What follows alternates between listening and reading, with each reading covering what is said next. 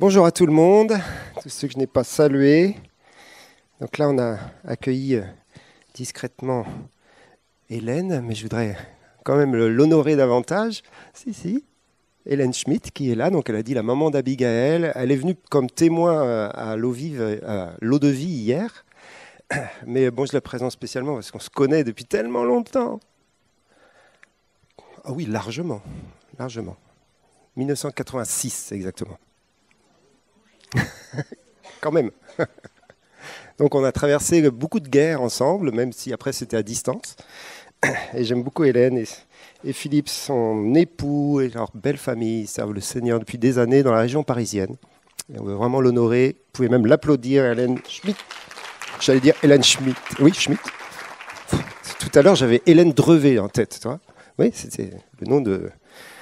Je les ai mariés en plus. Mon premier mariage. Et la première cravate, oui, la première fois de ma vie que je mettais une cravate. C'est trop quand même. Il y a une première pour plein de choses. Hein. Bon, pour mettre une cravate, c'est vraiment pas une première très intéressante. Mais une première pour donner sa vie à Jésus, ça c'est quelque chose quand même. C'est la plus grande des premières en fin de compte. Toutes les autres, c'est des secondes. Donner sa vie à Jésus, ça n'arrive qu'une fois. Et c'est la plus belle chose qui peut nous arriver dans notre vie.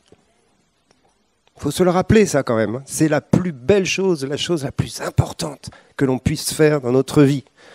Donc si tu ne l'as pas encore fait, sache que c'est vraiment la chose la plus importante. Décider de dire Jésus, je veux te connaître, je veux te suivre. Je veux être avec toi. Non seulement jusqu'à la fin de mes jours, mais pour l'éternité. Nous allons vivre éternellement. Ça va durer longtemps quand même. Hein. Donc il va falloir se supporter les uns les autres. Je voudrais vous parler de quelque chose. Il y a un verset dans la parole, oui, je voudrais vous parler de quelque chose, sinon je ne serais pas là d'ailleurs avec le micro, mais il y a un verset dans la parole qui dit « Qu'ils sont beaux les pieds de ceux qui annoncent les bonnes nouvelles ». Je ne l'ai même pas noté, il est revenu là tout à l'heure. « Qu'ils sont beaux les pieds de ceux qui annoncent les bonnes nouvelles ». Donc si tu annonces une bonne nouvelle, ça veut dire que tu as des beaux pieds. Alors pas des pieds beaux, mais... C'est étonnant ce verset-là quand même. C'est un verset de l'Ancien Testament, je crois qu'il est dans Ésaïe. Hein. Parce que pour annoncer une bonne nouvelle, tu n'as pas besoin de pieds normalement, quoi. C'est plutôt une bouche qu'il te faut. Hein. Mais ce verset implique les pieds dans l'annonce de l'Évangile. Et d'ailleurs, on retrouve ça, vous savez, dans l'armure du chrétien. Hein. Les sandales du zèle de l'Évangile. Les sandales du zèle de l'Évangile. Donc bien sûr qu'on témoigne avec notre bouche, mais si on ne bouge pas avec nos pieds, on ne pourra pas annoncer l'Évangile très loin. Et à un moment donné, l'Évangile, c'est un mouvement de vie. Annoncer l'Évangile, c'est un déplacement. C'est quelque chose qui implique de faire des pas géographiques, relationnels, dans des sphères d'activité nouvelles, dans des endroits où on n'a pas été encore, ou dans des endroits où on est, bien sûr. Mais il y a l'aspect mouvement. Et je voudrais vous parler de ce mouvement ce matin. Il y a un mouvement essentiel. D'ailleurs, en parlant des pieds, on a eu une réunion avec notre école « Toi, suis-moi » vendredi soir, et on s'est lavé les pieds les uns des autres. C'était juste magnifique. C'était juste magnifique pour laisser Dieu toucher notre dignité et notre cœur de serviteur. Et on a laissé le Seigneur venir nous servir en nous lavant les pieds. Juste une parenthèse, c'était magnifique. Mais je crois que ça va dans la même idée qu'à un moment donné, eh bien, si nos pieds ont été purifiés par la grâce et l'amour du Seigneur, c'est pour qu'on puisse le suivre et aller là où il nous conduira. Tiens, j'ai oublié mes lunettes. Ça arrive peut-être une prédique sur deux, ça.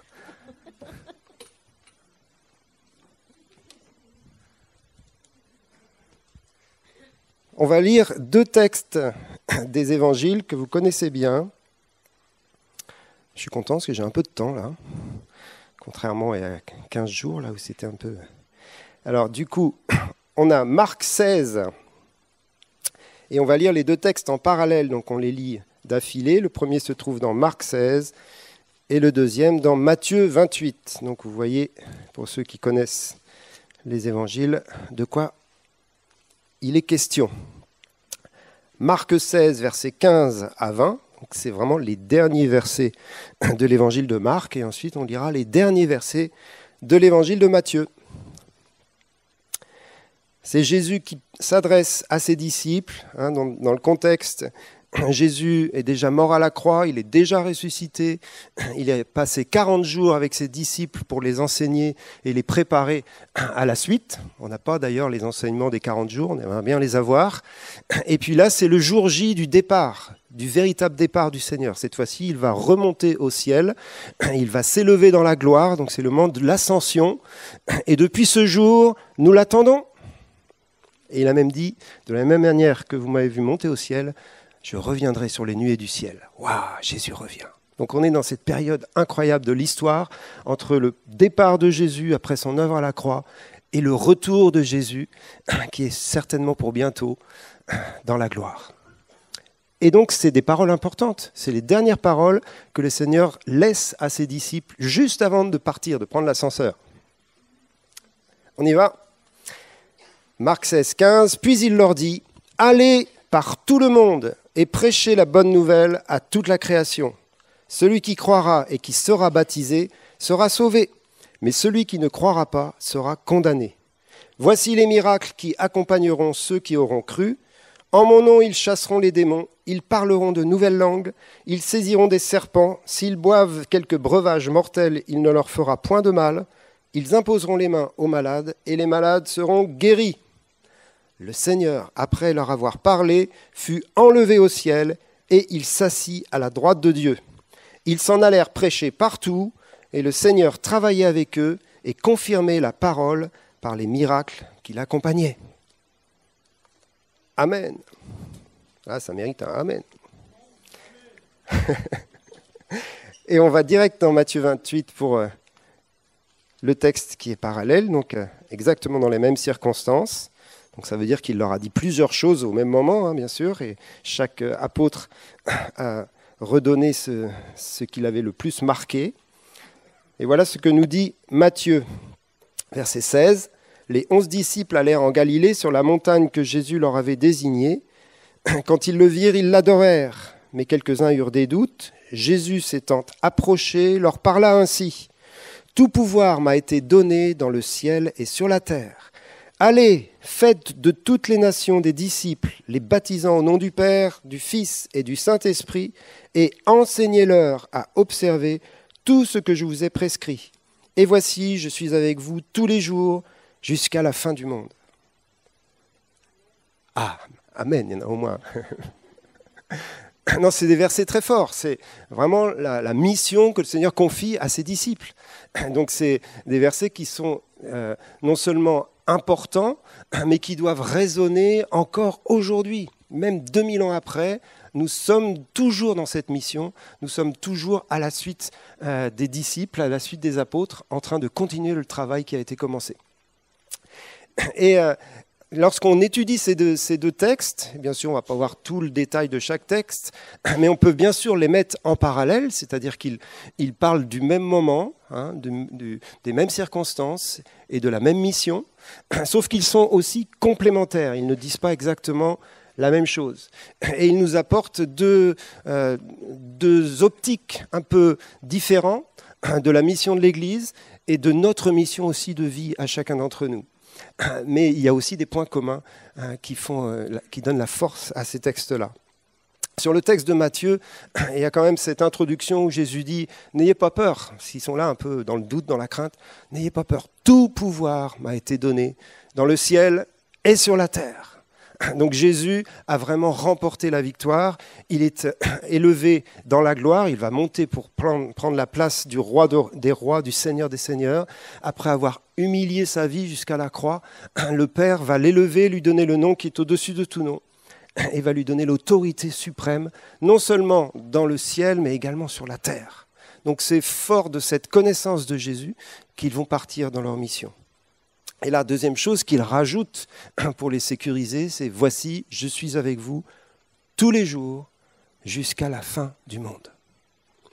Et la fin du monde, comme je l'avais dit dans une autre prédication, ce n'est pas la destruction du monde. Non, la fin du monde, c'est la fin du temps des ténèbres sur la terre. C'est ça la fin du monde.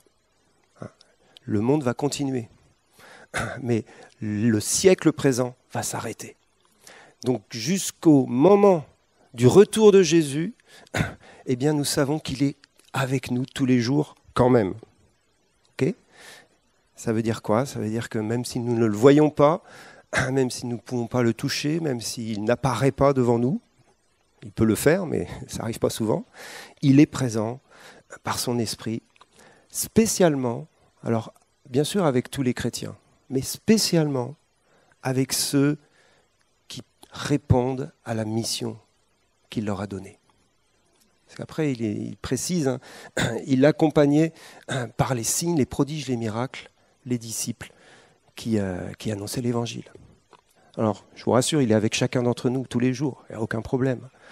Mais encore plus lorsque tu es en train de témoigner, lorsque tu es en train d'agir en son nom, soit dans l'évangélisation ou dans un autre domaine, mais quand tu es en mission, tu es encore plus certain qu'il est juste là avec toi pour agir avec toi, pour être celui qui accomplit la promesse du surnaturel du message. Nous, on ne peut pas faire le surnaturel, c'est lui qui le fait. Mais nous savons que dans la mission, il nous accompagne et il est là tous les jours.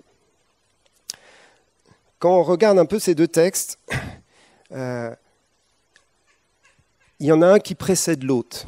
Je m'explique. Le premier, celui de Marc, on va dire, c'est l'évangile du salut que le Seigneur donne comme mission à ses disciples. Il leur dit, allez, prêchez la bonne nouvelle à toute la création.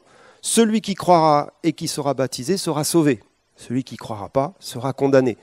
Donc c'est vraiment la mission de la prédication de l'évangile, la mission du témoignage pour le salut, en vue du salut. Et c'est essentiel, comme je l'ai dit tout à l'heure, c'est vraiment le commencement de notre vie chrétienne lorsque nous donnons notre vie à Jésus. Et donc les disciples sont envoyés par Jésus pour annoncer l'évangile à tous les hommes, toute la création, et bien sûr aux hommes en particulier, bien évidemment. Et c'est dans ce contexte-là que la promesse des miracles est donnée aux disciples. Ça ne veut pas dire qu'il n'y a pas de miracles dans les autres dimensions du ministère, mais c'est évident que la promesse des miracles et de la puissance surnaturelle de l'Évangile accompagne la prédication de l'Évangile. Et c'est bien de se le rappeler.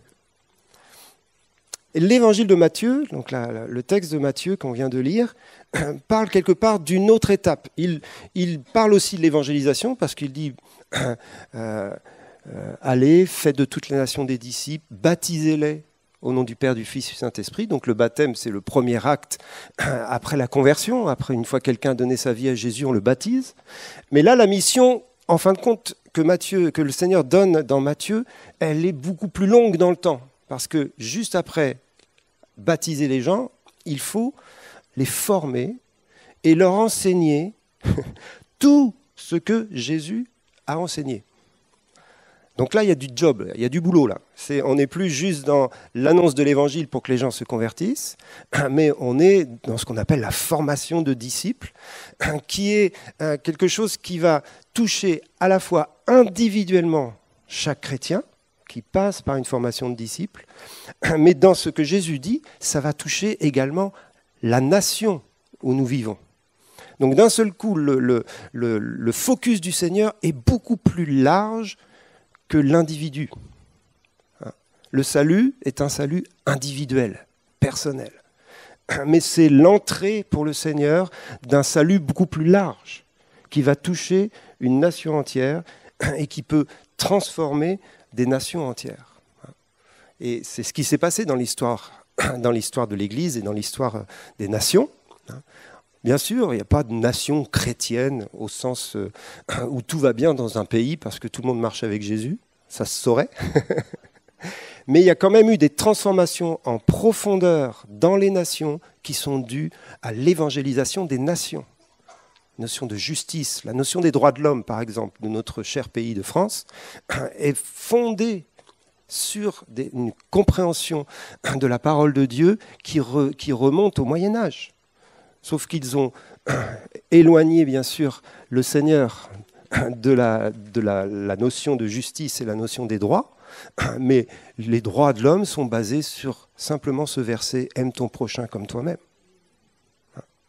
Si vous dites ça à quelqu'un de laïque et anti-chrétien, il va dire « mais non, pas du tout ». Mais si vous fouillez l'histoire, vous allez voir que c'est cela. Donc il y a une influence de l'Évangile qui va au-delà du salut personnel, mais qui va influencer des nations entières. Et d'ailleurs, dans le texte de Matthieu, quand Jésus dit de faire de toutes les nations des disciples, on peut le comprendre des deux manières. Il ne dit pas « faites des disciples dans toutes les nations ». Il dit « faites de toutes les nations des disciples ». Alors il y a une polémique théologique sur ce truc-là, mais je crois que le Seigneur a fait exprès de nous rendre un peu confus, parce que les deux vont de pair. Plus il y a de disciples dans une nation, plus la nation peut devenir disciple. Et c'est comme ça qu'il faut le comprendre. Bien évidemment que ça s'adresse à l'individu, c'est l'individu qui devient disciple de Jésus, mais s'il est véritablement disciple de Jésus, il va avoir une dimension d'influence dans sa nation qui va toucher la structure même de la nation, si bien sûr on est nombreux et surtout actifs. Je reviendrai sur ce thème-là de l'ensemble de la nation tout à l'heure. Le point commun de ces deux textes, le plus évident, c'est le fait que le Seigneur leur dit « allez ». Dans les deux textes, ça commence comme ça. Et donc c'est clair que c'est le mot clé de ces textes-là. Et c'est pour ça que j'ai parlé des pieds tout à l'heure. Et j'ai parlé du zèle de l'Évangile. Jésus place ses disciples devant un commandement de mobilité, de déplacement. Et il leur dit juste de rester à Jérusalem, ça on trouve ça dans Luc, pour recevoir le Saint-Esprit. C'est le seul moment où ils sont appelés à être immobiles, si on va dire, rester dans un lieu et attendre. C'est pour recevoir le Saint-Esprit. Mais ensuite, il leur dit, et vous recevrez le Saint-Esprit, une puissance surviendra sur vous, et qu'est-ce qui va se passer ? Vous serez mes témoins à Jérusalem, dans la Judée, la Samarie, et jusqu'aux extrémités de la terre. Donc c'est évident que même en disant de rester à Jérusalem, il est en train juste de leur dire, vous ne pouvez pas partir sans le Saint-Esprit. Il faut que vous soyez équipés de la puissance, mais le message reste le même, allez. Et en plus, il y a une progression.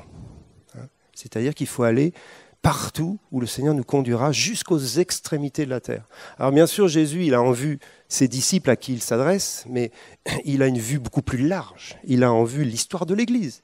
Il a en vue l'histoire des missions. Il a en vue toutes les îles et les nations de la terre jusqu'en Nouvelle-Calédonie. Et d'ailleurs, lorsqu'il parle de la fin des temps, le Seigneur dit, comme un point de repère pour la fin des temps, la bonne nouvelle du royaume sera annoncée à toutes les nations, alors viendra la fin. Donc pour le Seigneur, il y a un point de départ de la mission, c'est Jérusalem, Pentecôte, il y a 2000 ans, le Saint-Esprit vient, et puis il y a un point de finalité de la mission, c'est lorsque toutes les nations de la terre auront entendu l'Évangile et que Jésus reviendra. Waouh, on n'est pas loin quand même du compte. Alors quand Jésus parle des nations, c'est le mot ethnie, donc ce n'est pas forcément les nations en tant qu'État politique, c'est aussi les tribus, c'est aussi les langues, c'est aussi les races, etc. Donc c'est beaucoup plus complexe et beaucoup plus large. Et vous savez, il y a l'association de la traduction de la Bible, les Wycliffe, qui travaillent à ça depuis des années et qui font un travail extraordinaire avec d'autres. Et l'évangile a été traduit en quasiment toutes les langues et les dialectes de la terre. Il en manque encore quelques-uns, mais il continue le job pour que ça se fasse. On participe à un mouvement absolument extraordinaire. Il faut se le rappeler. Et c'est bien de se le rappeler en France, parce qu'en France, parfois, on dit, Seigneur, c'est quand même pas simple d'amener les gens à Jésus. Mais le Seigneur fait des choses extraordinaires sur toute la terre. Vous savez qu'il y a un mouvement de réveil dans le monde musulman en ce moment. Les nouvelles du monde musulman, c'est très compliqué aujourd'hui. Mais les nouvelles cachées du monde musulman, en Iran notamment, et en Syrie, c'est qu'il se passe des choses extraordinaires pour le royaume. Les gens viennent à Jésus. Il y a plein de gens qui se convertissent. Même en Chine. D'ailleurs, pour éviter de répondre à tout le monde, mon fils qui habite en Chine avec son épouse et son petit-fils, ils vont bien. Ils n'ont pas attrapé le virus. Non, mais c'est une bonne question. Je vous remercie quand vous la posez. Mais par contre, ils sont en quarantaine, même s'ils n'habitent pas la ville de Wuhan. Ils sont obligés, pour l'instant, de rester chez eux et de travailler à domicile. Tout est fermé, les entreprises, les écoles, les universités. Jusqu'au 9 février, c'est une quarantaine générale sur le pays. Bref, c'est un autre sujet, une petite parenthèse. Mais en Chine, il se passe des choses magnifiques aussi au niveau de l'Évangile. Donc le mot-clé, aller. Aller, c'est un déplacement et je vous propose 3 formes de déplacement différentes que le Seigneur peut nous appeler à mettre en place dans nos vies. Tout d'abord, c'est le plus évident, c'est un déplacement géographique vers des lieux où l'Évangile n'a pas pénétré, ou des lieux où il y a des besoins, bien sûr, au niveau du royaume de Dieu, un déplacement géographique. Un déplacement géographique, ça ne veut pas dire forcément que tu déménages, mais ça veut dire quand même que tu bouges, c'est-à-dire que tu y vas. Alors ça peut être d'un quartier à un autre, ça peut être, par exemple, on parle beaucoup d'atteindre le centre-ville de Toulouse en ce moment. Pour atteindre le centre-ville de Toulouse, on est obligé, pour ceux qui n'y habitent pas, d'y aller. Donc ça, c'est un déplacement géographique. Et un déplacement géographique peut être parfois très limité, c'est-à-dire que ça peut être sur ton palier, dans ton immeuble, mais la porte d'en face. C'est un déplacement géographique. Donc il faut bien voir que le truc, c'est juste de se mettre en mouvement pour aller dans des lieux où il y a besoin de l'Évangile, où il y a besoin de la manifestation du royaume, que ce soit sous forme de témoignage ou sous toute autre forme de service, d'amour, de tout ce que vous voulez, mais avec la notion que je ne suis pas là en train de faire quelque chose que tous les hommes font, je suis en train d'être agent du royaume de Dieu. Donc par exemple, pour ceux qui travaillent, tous les matins vous allez au boulot, c'est un déplacement géographique, mais pas forcément un déplacement du royaume de Dieu si vous n'avez pas conscience d'être un agent du royaume de Dieu au travail. Vous voyez ce que je veux dire? C'est tout déplacement géographique, quand tu pars en vacances, vous connaissez André de Bénet. André de Bénet, quand il part en vacances, il part en mission, lui. Et pourtant, ils se font des vacances toujours un mois au bord de la mer, en Grèce, au Maroc. Et ils font de la plongée sous-marine, ils font des trucs de ouf, vraiment de vacances. Mais quand il part, il est en mission. Et il a toujours des témoignages extraordinaires. Moi, quand je pars en vacances, je vous avoue que je ne suis pas en mission. Ne me demande pas d'aller au culte pendant les vacances. Moi, je ne suis pas André de Bénet non plus. Mais ça dépend de l'attitude dans laquelle le déplacement se fait. Le déplacement géographique, on peut en faire, bien sûr, en dehors de notre ville, en dehors de notre pays. Et on appelle ça donc les déplacements missionnaires. Et on veut honorer ceux qui sont en mission parmi nous, qui viennent des autres nations. Et il y en a plusieurs. On a récemment accueilli la famille Tripé, là ils sont avec les ados. Ils viennent de Suisse avec cette démarche missionnaire. Et c'est important, l'Évangile a traversé les siècles et les nations au travers d'hommes et de femmes qui ont bougé, qui ont décidé d'aller. Et quand vous étudiez la mission, les grandes missions du 19e siècle, c'est juste extraordinaire, parce qu'eux, ils n'avaient pas EasyJet et compagnie. Ils partaient, ils ne savaient pas s'ils allaient revenir, ils ne savaient même pas s'ils allaient traverser en bateau le trajet sans avoir une tempête, etc. Donc l'Évangile a coûté la vie à plein de gens parce qu'ils ont décidé d'aller, de bouger, de se retrouver dans les pays où il n'y avait pas la Sécu. Et ça existe encore aujourd'hui, bien évidemment, où il y avait toutes sortes de maladies, toutes sortes de bêtes féroces. Vous avez déjà lu Destination inconnue? C'est des vieux bouquins, ça. Destination inconnue, un gars qui part en Amazonie, mais c'est juste énorme, quoi. des histoires incroyables. Les histoires des missionnaires sont souvent des histoires où tu vois la gloire de Dieu. Bon, ceux qui racontent. Il y a ceux qui ont aussi beaucoup de difficultés et qui ne racontent pas grand-chose. C'est un autre problème. Deuxième déplacement, c'est un déplacement qui n'est plus forcément géographique, mais qui est sociétal. Je m'explique. Vous savez, on parle souvent des différentes sphères de la société. La sphère politique, la sphère économique, la sphère des arts et des médias. Il y a un bouquin qui a été écrit sur les 7 montagnes, etc. Il y a toute cette notion de voir des différentes sphères d'activité dans la société qui doivent être rejoints par l'Évangile. Et il y a des moments où le Seigneur, et c'est quelque chose qui est assez courant, heureusement aujourd'hui, le Seigneur donne à certaines personnes un appel sociétal, c'est-à-dire leur cœur, leur désir, c'est d'aller dans tel domaine d'activité de la société, par exemple l'éducation, ou par exemple l'économie, et d'y manifester l'évangile du royaume, les valeurs du royaume. Ce n'est pas un témoignage direct, bien sûr dans ce domaine-là ils peuvent témoigner du Seigneur, mais c'est surtout un témoignage par l'œuvre qu'ils vont accomplir dans cette sphère d'activité pour y manifester les valeurs du royaume, pour y manifester la connaissance de Dieu et des principes de la parole de Dieu dans leur sphère d'activité. Et on a tous des sphères d'activité. Mais certains parmi nous, ils sont impliqués, on va dire, de manière missionnaire. Ils savent que c'est leur appel, ils savent que c'est leur raison d'être dans leur vie de disciple pour manifester le royaume de Dieu. Donc c'est un déplacement aussi, et pas forcément géographique, ça veut dire que tu restes quand même dans ta ville et tu fais ton job. Il y en a même certains qui travaillent chez eux, mais dans l'esprit, on va dire, il y a un déplacement missionnaire dans une zone précise d'activité pour influencer de la part du Seigneur. Et moi, je voudrais juste honorer Laurent. Il ne savait pas que j'allais parler de lui, mais ce n'est pas grave.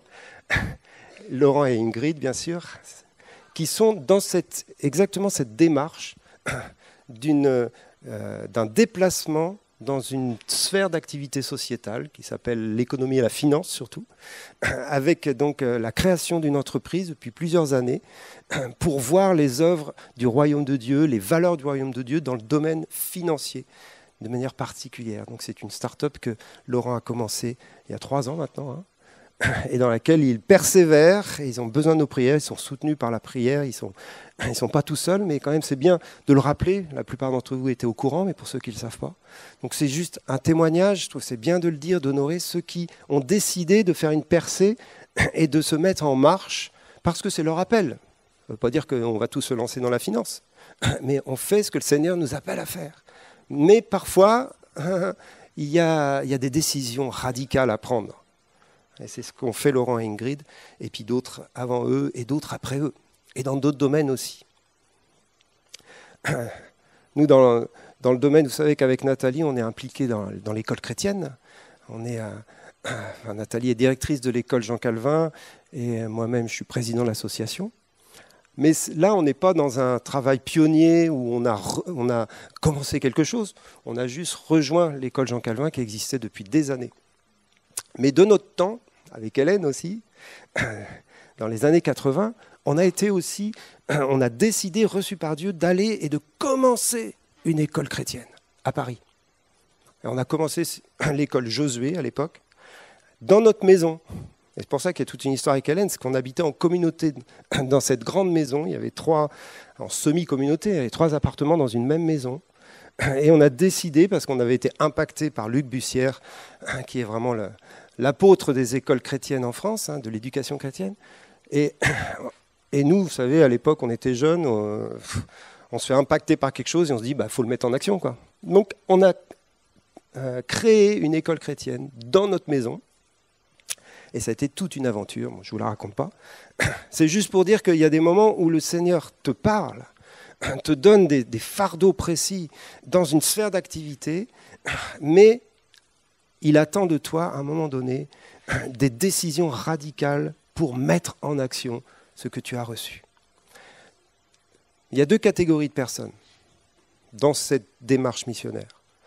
Et il n'y en a pas une plus grande que l'autre. Il y a les pionniers, c'est-à-dire ceux qui initient des projets initie des missions, initie une sphère d'activité, une œuvre dans une sphère d'activité. Donc des pionniers qui commencent. Et ça demande des caractéristiques, ça demande des compétences, ça demande un appel particulier. Et puis ensuite, il y a les autres, qu'on va appeler les suiveurs. Je n'ai pas trouvé de mot plus glorieux, mais c'est très important qu'il y ait des suiveurs. C'est-à-dire des gens qui se rattachent à des œuvres existantes, soit des pionniers pour travailler avec eux, mais là il y a quand même un esprit pionnier. Si tu rejoins un pionnier, c'est que tu l'es aussi, parce que le truc commence. Mais après, il y a plein d'œuvres magnifiques qui existent depuis des années. On en a chez nous, comme l'épicerie ou autres, qui sont des œuvres déjà actives, qui ont été au bénéfice d'un pionnier. Pour l'épicerie, c'est Jean-Louis, avec d'autres. Mais aujourd'hui, on n'est plus dans le temps pionnier, on est dans le temps d'une œuvre qui fonctionne dans une sphère d'activité, l'économie solidaire. Et là, il faut des suiveurs, c'est-à-dire des gens qui savent que c'est leur appel, que c'est une partie de ce que le Seigneur leur demande au niveau de leur mission, et ils y vont. Et ils rejoignent l'épicerie, l'école, tout ce que vous voulez, et ceux qui sont impliqués dans des projets déjà existants. Donc du coup, quelque part, on a tous une part active, qu'elle soit pionnière ou qu'elle soit d'être suiveur dans la mission du royaume au sens très large du terme. Et je vous amène dans le troisième déplacement, qui est en fin de compte un déplacement obligatoire dans les deux autres. C'est un déplacement relationnel. C'est-à-dire que quelle que soit la démarche, que tu sois dans un déplacement géographique, que tu sois dans des nouvelles sphères d'activité, que tu sois dans des projets pionniers ou que tu rejoignes quelque chose, il y a aussi le défi d'un déplacement relationnel, c'est-à-dire d'aller vers d'autres personnes que tu n'as jamais contactées, avec qui tu n'as jamais eu de relation, et qui vont faire que tu vas être un instrument de la grâce et de l'amour du Seigneur envers quelqu'un d'autre. Et ça se trouve dans toutes les démarches missionnaires, auprès comme au loin. À un moment donné, tu te retrouves face à de nouvelles relations. Alors là aussi, il y a ceux qui sont doués pour les relations nouvelles, les gens plus extravertis, les gens qui sont capables de parler à tout le monde dans la rue. C'est pas moi, ça. Mais il y en a pour qui c'est facile, dans le sens, c'est aussi lié à leur compétence naturelle de caractère. Mais on ne peut pas se fermer derrière ça en disant ça c'est pour les gens extravertis, moi je reste dans ma sphère de sécurité, je n'ai de relation qu'avec les gens que je connais bien. C'est pas forcément plus sécurisant, bon ça c'est autre chose. Mais non, tu ne peux pas dire ça, parce que les gens que tu connais bien, ils connaissent tous le Seigneur. Donc tu n'es pas dans la mission de l'Évangile, à partir du moment où tu n'es entouré que de personnes que tu connais bien, c'est-à-dire des chrétiens. Bon, sauf pour ceux qui ont des familles non chrétiennes, c'est un truc un peu à part. Mais vous voyez ce que je veux dire, le défi d'un déplacement relationnel, c'est un défi d'aller au contact de gens avec qui il va falloir créer du lien et apprendre à communiquer et apporter soit directement l'évangile, parce qu'on est dans une démarche d'évangélisation, soit de collaborer avec eux dans une sphère d'activité qui peut être notre sphère professionnelle et de les influencer avec les valeurs du royaume, parce qu'on se sait en mission dans cette sphère professionnelle. Et je sais qu'il y en a plusieurs parmi nous qui sont clairement en mission dans leur sphère professionnelle et qui le vivent comme cela. Il y en a un qui a répondu à l'appel de Dieu bien avant les disciples. C'est notre Père à tous. Là aussi, vous connaissez bien le texte dans Genèse 12. C'est Abraham. Vous rappelez l'appel d'Abraham ? Abraham ! Il ne connaissait même pas le Seigneur, lui. J'imagine que Dieu a dû lui apparaître. Enfin, il s'est passé un truc fort. Et le Seigneur lui dit, quitte ton pays, ta parenté, la maison de ton père, et va dans le pays que je te montrerai. Et ensuite, il lui fait plein de promesses fantastiques. Et il est notre Père à tous, au niveau de la foi. Il est notre modèle, Abraham. Il y a plein de choses fantastiques dans la vie d'Abraham. Et ce qui est bien, c'est qu'il fait aussi des erreurs, donc ce n'est pas le champion. Mais c'est notre modèle. Et le modèle de la vie d'Abraham, il commence par un « va ». Il commence par « Abraham, lève-toi et va dans la mission que je te donne, dans le projet que j'ai préparé pour toi. Et il n'a pas beaucoup d'indications, hein.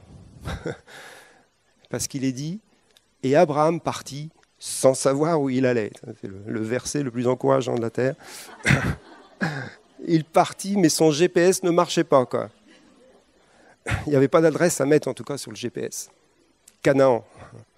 Mais il ne savait même pas dans quel pays. Il ne savait même pas que c'était Canaan. Dans le pays que je te montrerai. Voilà. Bon, ça nous parle de la marche par la foi et pas par la vue, mais ça nous parle aussi de la dépendance de Dieu dans les projets. Mais une chose est sûre, c'est que aller et répondre à cet appel missionnaire, quel qu'il soit, ça coûte quelque chose. Il y a là un prix à payer. Et c'est ça, ce qui se passe pour Abraham. Tu quittes ton pays, ta parenté, la maison de ton père. Donc il quitte quand même des lieux de sécurité, des lieux de connaissance, des lieux d'habitude. Hein. Vous savez que nos habitudes de vie sont souvent notre sécurité. Même les trucs pénibles, c'est notre sécurité. Parfois on est dans un boulot, ça nous gonfle, mais on y est depuis des années, et quelque part c'est notre sécurité. Et donc le quitter demande un acte de foi, bien sûr conduit par Dieu. Mais ça coûte quelque chose d'entrer dans ce va de l'Évangile. Et je crois qu'on est dans une période, notre Église et au-delà en France, où le Seigneur reparle énormément de ça. Il va falloir reconquérir des territoires. Il va falloir repartir à la conquête géographique ou sociétale de terres inconnues ou de terres en friche, où on a besoin de dire « Oui Seigneur, je me remets en marche ». Peut-être pour la xème fois, je continue, je persévère, et parfois, Laurent pourra le dire, il faut persévérer. Et puis pour d'autres, ça va être, oui, je me mets en marche, pour la première fois, je réponds à ton appel, parce que je réalise que là, il y a quelque chose que tu me donnes comme héritage. On parle souvent du pays de Canaan, je pense qu'on en parlera à plusieurs reprises cette année, l'héritage que Dieu nous a donné, le pays de la promesse, le pays de l'accomplissement des promesses. On a tellement à cœur d'entrer, les uns et les autres, dans l'accomplissement des promesses que Dieu a fait pour nous. Et il y a déjà des choses, bien sûr, accomplies dans nos vies et au milieu de nous. Mais il y a encore des pays à conquérir, il y a encore des Canaans, et il y a encore des promesses. Mais ça coûte quelque chose. Ce ne sont pas des lieux de repos, ce sont des lieux de combat. Ce ne sont pas des lieux où on se tourne les pouces, ce sont des lieux de travail. Ce ne sont pas des lieux où on attend que les autres fassent le boulot, ce sont des lieux où on s'implique personnellement. Donc c'est des lieux de disciples. Et je reviens à mon texte du départ. Faites de toutes les nations des disciples, enseignez-leur à observer tout ce que je vous ai prescrit. Quand on enseigne tout ce que Jésus a prescrit, on ne parle pas que des choses spirituelles. Quand on fait de la formation de disciples, ce n'est pas que apprendre à prier et apprendre à lire la Bible. Bien sûr que c'est important. Mais on enseigne ce que Jésus a enseigné. Et Jésus a parlé de plein d'autres sphères qui sont aussi des sphères très terrestres, des sphères d'activité. Il a parlé des finances, il a parlé de la famille, il a parlé des choses qui concernent la société, il a parlé des malades, il a parlé des lépreux. Alors vous allez me dire, ouais, il faut les guérir au nom de Jésus, etc. Mais c'est quand même toute une sphère d'activité, le domaine de la santé. Et le Seigneur a un projet dans le domaine de la santé. On veut honorer ceux qui parmi nous travaillent dans le domaine de la santé. C'est des forteresses spirituelles, le domaine de la santé. Donc, enseigner tout ce que Jésus a prescrit, c'est toucher plein de domaines. Je sais que la semaine dernière, Graham a enseigné sur le mariage. Voilà, un domaine qui est bien terrestre, le mariage. Je vous rappelle qu'au ciel sera fini l'histoire. Donc c'est un enseignement pour aujourd'hui, pour les valeurs du royaume dans cette vie. Le mariage, la famille, ce que fait, parenthèse, il y a le cours pour les parents d'ados là, qui vient de commencer, c'est l'association Parenthèse qui a mis ça en place. C'est exactement ça, c'est s'occuper des choses qui concernent la vie d'aujourd'hui, mais avec les valeurs du royaume, avec les valeurs et l'enseignement du royaume. Là aussi, c'est un va. Ces gens-là sont ceux qui travaillent, et Ingrid en fait partie, il y en a d'autres. Zabou, bien sûr, qui est initiatrice de ça, sont dans ce domaine de la famille, des pionniers qui vont et qui travaillent. Et il y aurait plein d'autres exemples, j'honore certaines personnes, mais on pourrait en citer plein d'autres qui travaillent dans toutes sortes de sphères d'activité. ça va nous obliger à prendre des risques, à marcher par la foi, à quitter quelque chose, parfois quitter des lieux, parfois même quitter des relations. Hein? Nous, avec Nathalie, dans notre histoire, on a dû quitter des lieux et donc des relations. On est parti de Paris, même si on a gardé le lien avec Hélène, mais avec d'autres, on n'a pas gardé le lien, parce que le temps passe, etc. Et tu t'arraches parfois des relations qui sont des bonnes relations. Quand c'est que des problèmes, c'est facile de s'arracher. Mais quand c'est des bonnes relations, tu pars plus, en fin de compte. Ah, mais si tu pars plus, est-ce que tu réponds? Est-ce que tu peux répondre à l'appel de Dieu? Quand tout est confortable, tout est sécurisé, tout est cool.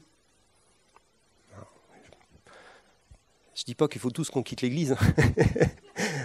Mais peut-être qu'il y en a qui vont devoir partir pour aller faire quelque chose. Et donc, on va regretter qu'ils partent. Quand on voit des missionnaires, si c'est bon débarras, c'est pas la peine, quoi. On a loupé un truc. Mais si c'est un arrachement relationnel. Vous vous rappelez le départ, l'adieu de Paul aux Éphésiens, pour ceux qui connaissent les Actes des Apôtres. Mais ils pleuraient tous comme des gamins, parce que Paul, il allait partir et il ne reviendrait plus, quoi. Il avait implanté l'église d'Éphèse, une des plus belles églises qu'il a implantées dans son ministère. Il avait tout communiqué, le conseil de Dieu.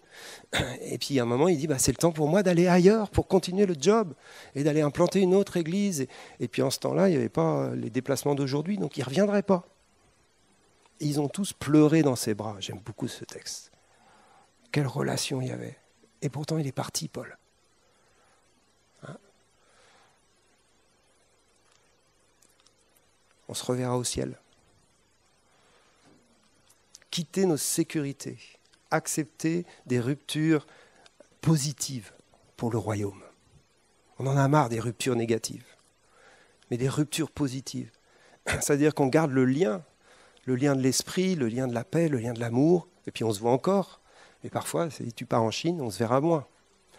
Mais on quitte quand même pour recréer quelque chose. C'est le principe, vous savez, de la multiplication des familles pour le mariage. L'homme quittera son père et sa mère, et il s'attachera à sa femme, et les deux deviendront une seule chair. C'est une démarche missionnaire de faire ça. Et on peut vraiment faire le parallèle, c'est-à-dire qu'on quitte une sécurité familiale qui est une sphère de gouvernement du royaume, parce qu'une famille, c'est une sphère gouvernementale, spirituelle. On s'en sépare pour en créer une nouvelle. C'est la multiplication de l'humanité qui fonctionne comme ça. Et une implantation d'église, c'est le même principe. C'est-à-dire qu'on quitte une famille pour aller et commencer une autre sphère d'autorité, puisqu'une église est une sphère d'autorité dans un autre lieu. Et c'est pareil pour une école, si vous implantez une école, ou pour n'importe quelle autre chose. À un moment donné, il y a comme quelque chose qui s'arrache et qui demande des décisions, qui demande de prendre du risque, qui demande, pour reprendre une expression un peu galvaudée, mais qui est forte, de sortir de notre zone de confort. L'été, j'ai un t-shirt avec « Sortez de votre zone de confort ». Sortir de notre zone de confort. Ça peut être pour implanter une entreprise. C'est un sacré défi d'implanter une entreprise. Je pense à Marco, qui est en implantation d'entreprise, là, au niveau de la lutherie. Il a changé complètement d'orientation professionnelle, aussi sur une direction de Dieu, aussi avec son cœur, parce qu'il aime ça. En général, le Seigneur est bon, il nous appelle aussi dans les choses qu'on aime.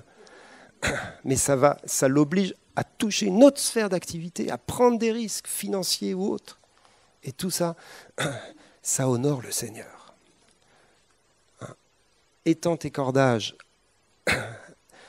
affermis tes pieux, car tu t'étendras à droite et à gauche. Ésaïe 54. Être missionnaire. Moi, j'aime beaucoup la mission, même si je ne suis pas missionnaire. J'ai été quand même 12 ou 13 fois en Afrique. Et c'est génial quand tu es ailleurs. Tu prêches avec encore plus de feu, tu t'en fous, personne ne te connaît, tu y vas, tu es à fond. Tu n'as que les bons côtés du ministère, sauf les moustiques. Tu n'as que les bons côtés. Bon, tu as le combat spirituel, tu as tout ça, mais je veux dire, après l'église elle a ses problèmes, toi tu repars, c'est bon, quoi. Et je ne vais plus en Afrique, ça fait longtemps que je n'ai pas été, mais je peux aller ailleurs, si le Seigneur me montre d'y aller. Avec Nathalie, on a été missionnaire à Pau. Tu peux être missionnaire dans une autre ville aussi. On venait de Paris, alors donc à un moment donné, c'est presque un autre pays. Hein. Et on avait commencé une église là-bas. Donc tout ça, si je vous le dis, c'est juste, moi je ne suis pas un évangéliste. Donc je peux parler de ça en toute liberté, dans le sens où on n'a pas besoin d'être évangéliste pour répondre à l'appel de « va ». Ce n'est pas réservé aux experts de l'évangélisation ou même de la mission. C'est pour chacun d'entre nous, à l'appel du Seigneur, de répondre, d'oser, de sortir de notre zone de confort, de prendre le risque de la mission pour que le royaume avance et qu'il s'ouvre sur de nouvelles sphères d'activité pour toucher de nouvelles personnes qui n'ont jamais été rejointes par l'Évangile, ou de nouveaux lieux, de nouveaux quartiers, de nouveaux immeubles, de nouvelles maisons. Et je crois qu'on est dans cette dynamique et on va y entrer de plus en plus. Attendez-vous dans les semaines et les mois qui viennent où on reparle de ça. Fabienne va sûrement prêcher aussi là-dessus bientôt. On pense que c'est un temps, l'année 2020, c'est un temps pour aller. C'est un temps pour des choses pionnières. On est une église pionnière. Et je dis on est, mais je parle de ceux qui étaient avant moi. Parce qu'il y a eu plein d'œuvres ici établies. Alors, on a l'impression que c'est des trucs posés depuis des années, mais il y a eu un moment où ça a commencé. Chaque œuvre ici a été pionnière. Que ce soit l'épicerie, j'en ai parlé. Il y a le studio d'enregistrement qui fonctionne encore de temps en temps, mais c'était une œuvre pionnière, ça, pour toucher d'autres sphères d'activité. La sphère artistique, bien sûr, a été ciblée par l'Église depuis des années, etc. La maison de prière, même si ce n'est pas un va, c'est du pionnier. Et c'est aussi pour prier pour les nations, pour prier pour toutes sortes de sujets. Donc il y a des choses qui ont commencé ici, et il y a eu une période pionnière qui était forte, et c'est l'esprit de cette église. Les vieux de la vieille le savent. Et je crois que le Seigneur veut ranimer ça. C'est pas je crois dans le sens peut-être, on pense que c'est le temps de Dieu pour ça, de ranimer. Et peut-être certains d'entre vous, ça résonne ce que je suis en train de dire. Dire mais oui, moi c'est ça, j'en ai marre de venir au culte tous les dimanches et puis d'attendre que ça se passe. Parce que tu as une mission sur le cœur. Parce que tu fais partie peut-être des pionniers. Parfois on est des pionniers sans le savoir. Ou on est des pionniers dans un domaine professionnel, mais on ne s'est pas rendu compte qu'il y avait un appel du royaume en même temps. Il faut réaligner parfois notre vie professionnelle avec la destinée du royaume. Ce n'est pas le cas pour tout le monde. Certains, leur boulot, ce n'est pas vraiment leur appel. Ils font ça parce qu'il faut bien faire un boulot, puis leur appel est ailleurs. Mais d'autres, leur boulot, c'est leur appel. Et parfois, ça demande de l'énergie pour conquérir de nouveaux territoires au travail professionnel, de prendre des responsabilités, d'aller faire des nouveaux champs commerciaux, j'en sais rien, n'importe quoi. Mais vous voyez ce que je veux dire ? Parce qu'on sait qu'on est conduit par Dieu et que le Seigneur nous a appelés dans cette activité. Donc c'est large, c'est pour tout le monde, mais à un moment donné, il y a l'appel qui est le même. Allez, d'où vous êtes, mettez-vous en action et entrez dans le pays que le Seigneur a préparé pour vous.